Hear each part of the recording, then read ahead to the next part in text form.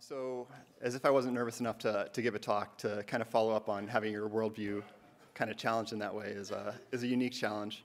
But I think I can understand why they kind of positioned me after that talk, and maybe you'll see as we kind of move along. I'm a plant pathologist by training at Cornell, and I think I describe myself as a Borlagian in nature. I think that we're in the midst of a second green revolution, and I think that CRISPR will play a role in that green revolution, and it will take probably wizards and prophets. I guess you can tell which one I kind of consider myself.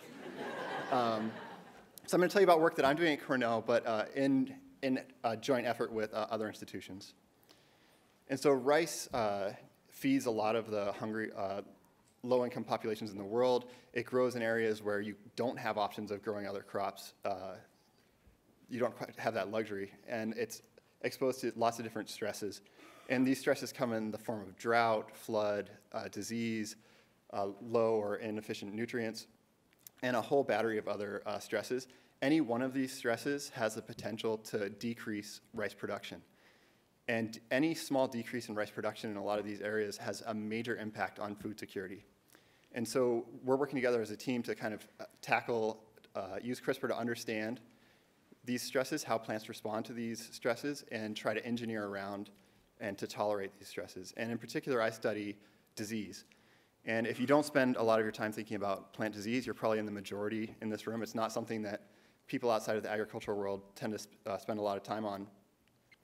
But plants can get a lot of not the same diseases that we get, but a lot of the same types of diseases. So they can get viruses, bacterial infections, fungal infections, and all of these can have major impacts on production.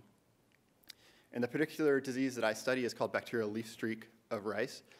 And so here I'm showing you kind of an extreme close-up on your left of a blade of rice that should be green and happy, and parts of it are, but you can see that parts of it are showing this kind of brown, yellow streaking. That's kind of the characteristic sign of bacterial leaf streak. And left unchecked, this streak will spread and take over more and more of the leaf and really have a negative impact on disease.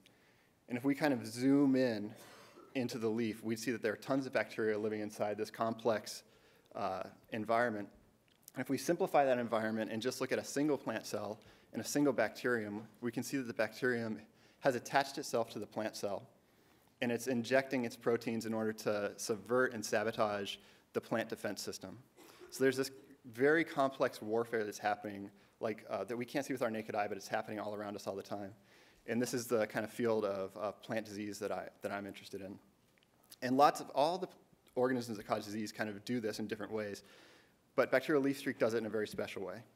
And so I've tried to illustrate that with this kind of purpley pink protein that starts in the bacteria and is delivered to the plant cell. Once it's in the plant cell, it moves directly to the heart of the cell, to the nucleus. And in the nucleus, it starts scanning the plant DNA, looking for specific target DNA sequences. So I've tried to illustrate that in the kind of the purple bubble here. So when it finds its target DNA, it wraps around this target DNA, kind of coils around it like a snake tightly, and it forces the plant to express genes that are nearby that the plant doesn't want to turn on. So the bacteria is basically turning the plant against itself and forcing it to express genes that are good for the bacteria and bad for the plant. So the bacteria is really found an Achilles heel in the plant.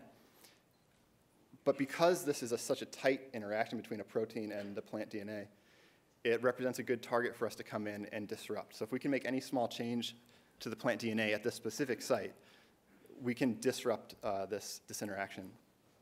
And so we're doing this in two different ways. The first strategy is making a double-stranded break at the site where the bacterial protein meets the plant DNA. So we're doing this with a single cut. And you can imagine that if the bacterial protein comes in and starts scanning and looking for its target sequence, if we've made a small change, it will pass by without binding and never bind and never turn on the gene, this kind of Achilles heel in the plant.